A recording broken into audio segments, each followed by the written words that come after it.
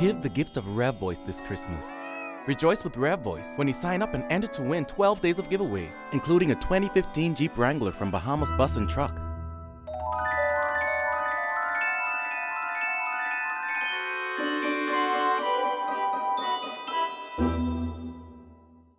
Hundreds of Pinewood homeowners could face Arawak homes in court. The Bahamas ranks number 11 on the list of most homicidal countries in the world. The Foreign Affairs Minister says the Bahamas can hold its own against potential Cuban tourism competition.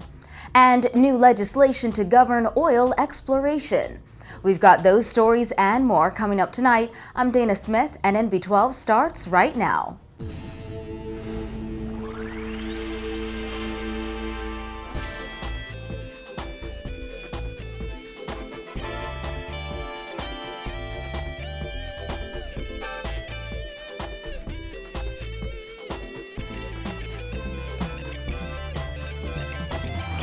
Topping news tonight, hundreds of homeowners in Phase 2 of Pinewood Gardens may be in for a bitter start of 2015.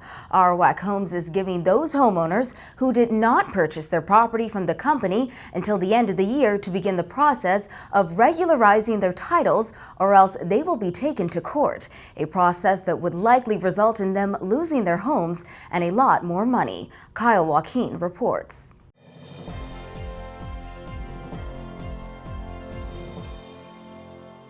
Our goal is to work it out. Please come in.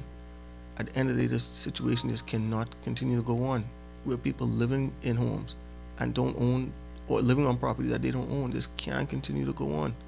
And so 2015, we are going to bring this to an end.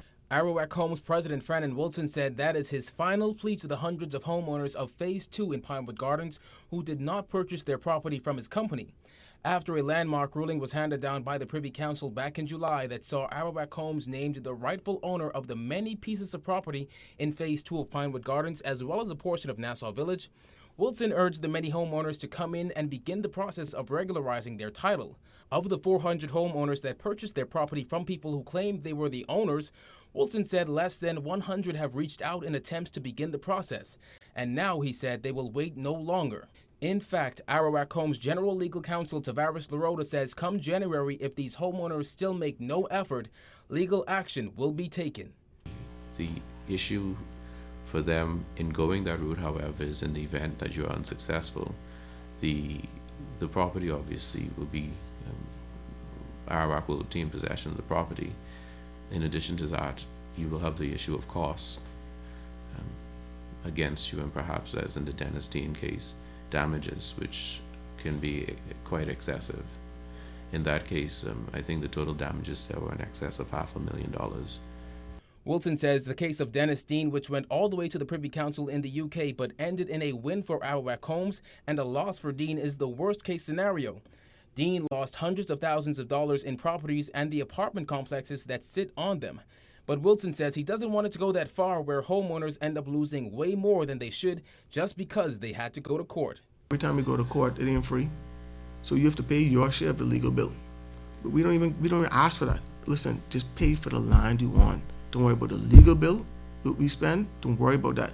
Don't worry about the home that's on there or the apartment. That's not our concern. Just pay for the land. And so when you look at all the things that we are not asking for, we're entitled to asking for, man, in each one of these it could be doubled. Easy.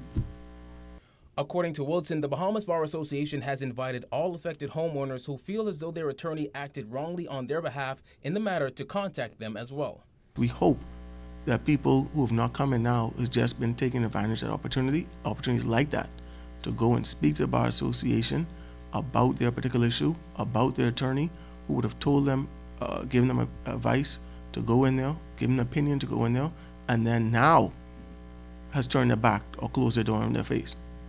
I hope that the people have taken advantage of that offer from the Bar Association.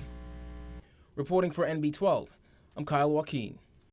President of Arawak Homes, Frannon Wilson, said since he first made the plea for Phase 2 residents of Pinewood Gardens to come in and regularize their property titles, less than 25% of them have actually made some kind of effort to contact him. And now he said come January 1st, his company has no other choice but to take legal action.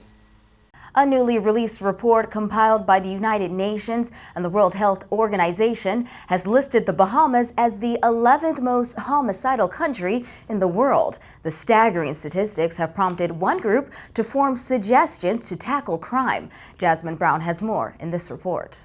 According to the Global Status Report on Violence Prevention 2014, the Bahamas beat out other countries like Mexico and Iraq, painting a bleak picture of murder and violence in the country. The Global Status Report on Violence Prevention 2014 compares data from 133 countries. Latin America accounted for 6 of the 10 top spots on the list. Honduras' homicide rate is 103.9 murders per 100,000 people. Second on the list was Venezuela with 57.6 murders per 100,000 people. Jamaica was third on the list with 45.1 murders per 100,000 people. Not far behind on that list was the Bahamas with 32.1 murders per 100,000 people. Based on that violence, the report stated that the Bahamas qualifies as an armed conflict zone. The Bahamas was the third Caribbean country to make it on the list, just behind Trinidad and Tobago. That country took the 10th spot with 35.3 murders per 100,000 people. The Bahamas also ranked higher in homicides per capita than Haiti, with 26.6 murders per 100,000 people. The Dominican Republic with 25.4 murders per 100,000 people. Violent crime has been an issue that has plagued successive governments. Those administrations have launched crime-fighting initiatives. A group of concerned citizens who have formed a coalition to fight crime say it will take more than just average measures to clean up the streets of New Providence.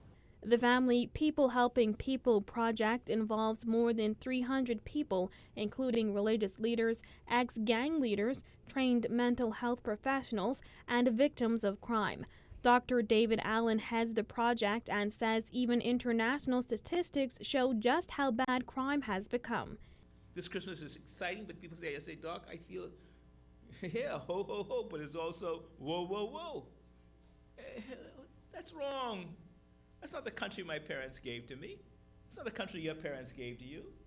Allen also listed suggestions for fighting crime, including the creation of mobile police stations, an exchange program of law enforcement officers, and the establishment of a national service for at-risk teens. We have the plan. The plan is right here. It's in black and white. We have a plan. But this plan cannot work by itself. We need human resources, men, and we need finances.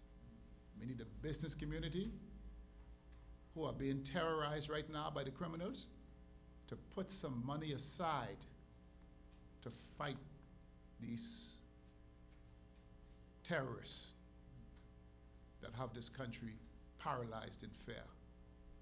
Reporting for NB12, I'm Jasmine Brown. Foreign Affairs and Immigration Minister Fred Mitchell said he doesn't think the country's tourism product will be harmed by the United States' decision to restore diplomatic ties with Cuba. Amid a few concerns regarding the matter, Mitchell said he believes the two countries can work together in the event of any potential opening in American-Cuban tourism relations. My personal view is, and this is a view which was advanced by the Prime Minister when he was in Cuba, is that the two countries can work together on tourism projects which can be for the mutual benefit of both countries. And I think we offer two different products, and so it's my view that it will not be harmful to Bahamian tourism. And we certainly have the skill, the marketing talent, and the attractions here in the Bahamas to continue to maintain our market share. However, Mitchell noted this first step between the U.S. and Cuba is only on a political level, and the U.S. hasn't yet moved towards allowing Americans to travel freely to Cuba. Many people anticipate that there will be a kind of forbidden fruit factor with the opening up of American tourism. But my understanding is that the American president has not moved quite in that direction yet. There are still limitations on travel. It is not open tourism, so that's one. Nevertheless, we have to anticipate that at some point that will happen. Mitchell said the United States decision is good for the hemisphere and good for the sub-region. He added there's a belief the U.S.-Cuba talks may lead to a reduction in illegal migration to the Bahamas from Cuba. One of the arguments advanced by the Cuban government is that the policy of the United States government, which causes certain tensions in the relationship, which made it difficult to lawfully migrate to Cuba, from Cuba to the United States.